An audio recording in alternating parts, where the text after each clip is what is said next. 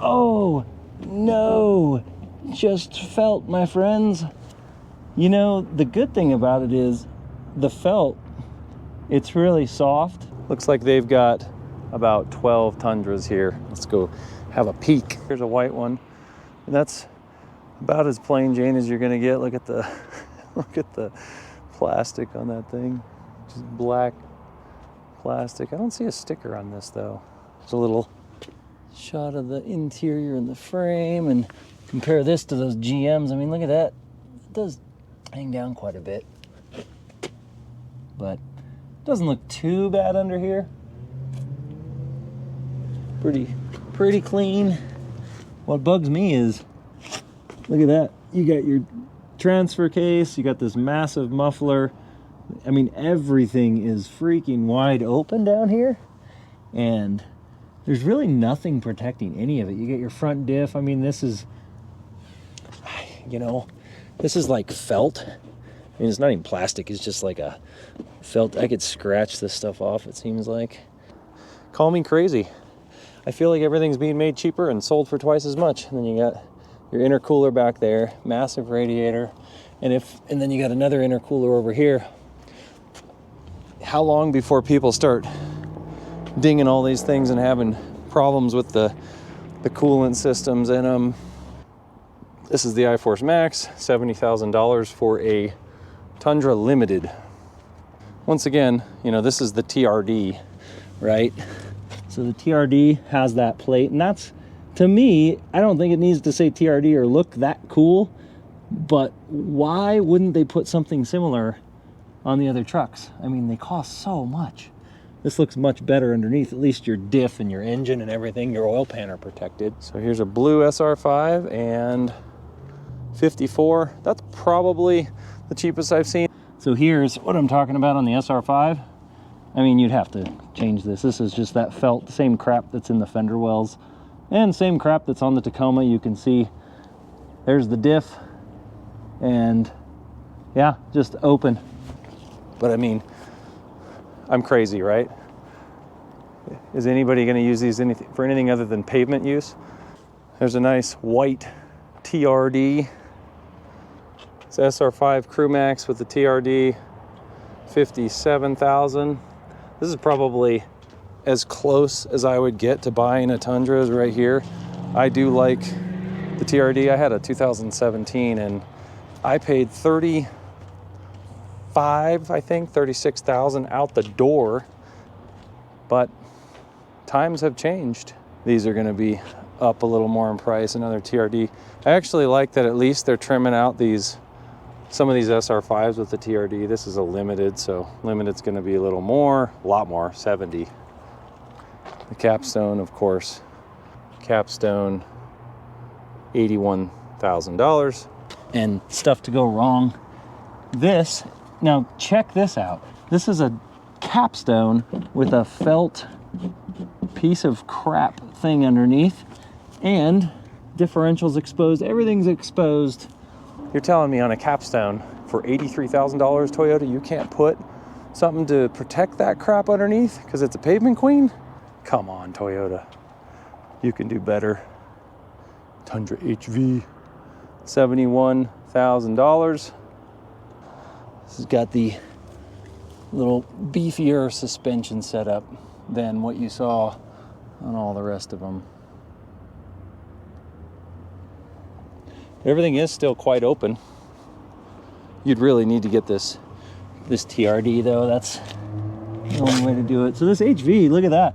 It actually looks like, I don't know why this is plastic. This is actually like a plastic underneath this. This is a $70,000, has TRD badge on the grill. It's the HV, and still nothing under here to protect it. I mean, holy freaking crap. Look at how high that thing is. It's like, this is some sweet off-road truck, and I guess maybe they assume you're gonna be so high off the ground that you won't need any skid plates because it's so cool and high off the ground. All right, here we go. SR5 double cab, $54,000. That is as cheap as you're gonna get with a 6.5 foot bed and the smaller cab. That is the bottom right there. It's just too much. But that's why a lot of these Tundras are sitting on a ton of lots. We've got them in Wyoming, down at my lot. I think we've got like 20 at mine. Here's the 1794 edition, 72. Does the 1794 edition have anything underneath? Oh, no, just felt, my friends. You know, the good thing about it is the felt, it's really soft. So when you climb under here to fix stuff, if you hit your head on it, it won't hurt. So that's a good, I think that's why they did the felt. Okay, real quick now, let's jump to the GMCs and just kind of compare some of the different levels, the trim levels of GMCs to what we just saw on the Tundras. Ooh, the A24X, there's the big boy right there. It's kind of what I was looking for just as a comparison. Looks like someone's taken this off-road or something on a test drive. Bigger tires. It's gonna be jacked up a little more. This is tall though. I mean, look at the ground clearance on this puppy.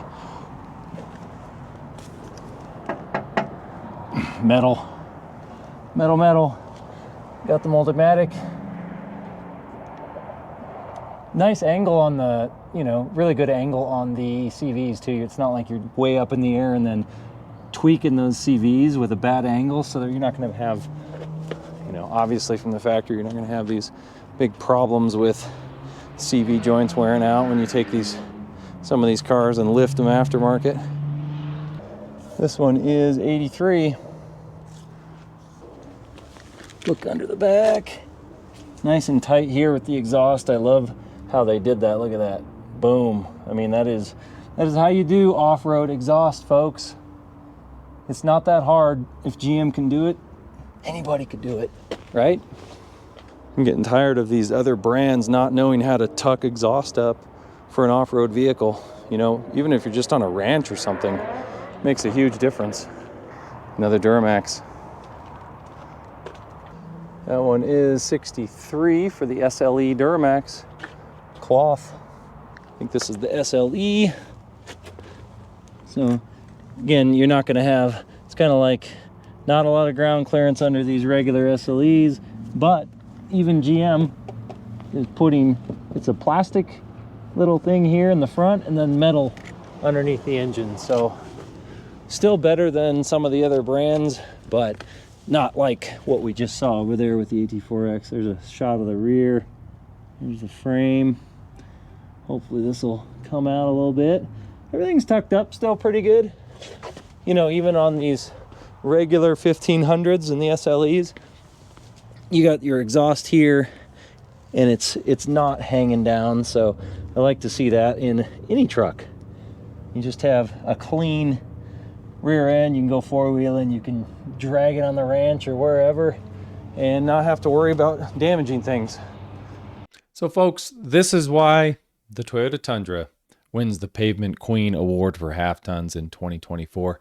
They still haven't added tow hooks, even on the top trimmed models, these off-road TRD Pro, TRD off-road. Such a badass truck with no tow hooks, right? You're supposed to take it off-road and never get stuck. Don't ever make a mistake because you won't get pulled out unless you add your own tow hooks. In all seriousness, this truck right here was the one that bugged me the most. It's the HV. I think it's got a 3-inch lift on it. And it's got this crazy suspension.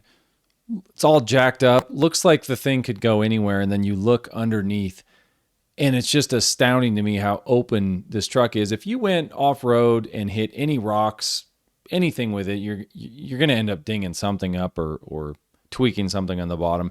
The differential actually hangs really low. It's right by that little cross member on the frame too. I have no idea what they're thinking about this felt that's included on the Tacoma and now on the Tundra. Even in the wheel wells where I live in Colorado, if you get a bunch of mag chloride and like slush built up in there and you try to scrape it out, you're just gonna poke a hole in those fender wells. For 70 grand and 80 grand, you're telling me you can't put on a $200 skid plate, like a nice skid plate, or even $100 not so nice skid plate, just something to cover the differential and your oil pan and just the critical vital components of this truck. There is no way you'll ever convince me that that's not possible for the price that they're getting for these vehicles. It's ridiculous. The bummer is most guys that buy these are they're driving around where I am here. They got, they're on the pavement. They never take them off road. They're shined up all the time, and they jack them up and hum down the interstate with 35s, and they never see dirt. And here's another reason why you're seeing so many Tundras sitting on lots, because people are going to message boards like you see here, and they're actually telling people, hey, look at this, my Tundra got towed, blew the engine. And this has happened to, I believe, 46 Tundras now from like 2022 to 2023. And they've blown engines at, super low mileage. You basically need an entire new engine from Toyota. And here's the nutty part. Here's some pictures of the oil pan. Look at all that glitter in there from those blown bearings. Then they got a new crate engine. The craziest part about this story is they actually have to take your truck into Toyota, pull the entire cab off, separate the cab off the frame, and rebuild your entire truck. Yeah, and here's some of the rod bearing pictures from the guy that had this blow up. Look at that. That thing is just trashed. And here's his truck sitting there, TRD off-road, sitting on the, you got one half of the truck on this lift, the other half on the other lift. Wouldn't that be a good feeling? They take the entire truck apart. I'm sure they'll put it back together with no squeaks and rattles. It'll be totally fine. And there's the new engine that he had put in. So before you run to the comments and tell me how reliable these Toyota Tundras are, just consider that they've probably had more failures than someone like GM, because they sell fewer Tundras for sure than like Ford and GM. And it's just crazy that this stuff happens. And I feel like I'm a total Toyota fanboy. I've got 3 Toyotas in my garage, but this is completely unacceptable from a brand that's going to charge $50,000 to $80,000 for their trucks. And then they're going to have blown engines, and everybody's going to pretend like it's not happening. But these little issues are why you see these trucks sitting on lots, because people in the back of your head, if it's always going through like, I can't trust this truck, I can't trust this truck, they're not going to buy them. And all of these new twin turbocharged everythings, it's starting to become so much maintenance, and there's so many things that could go wrong.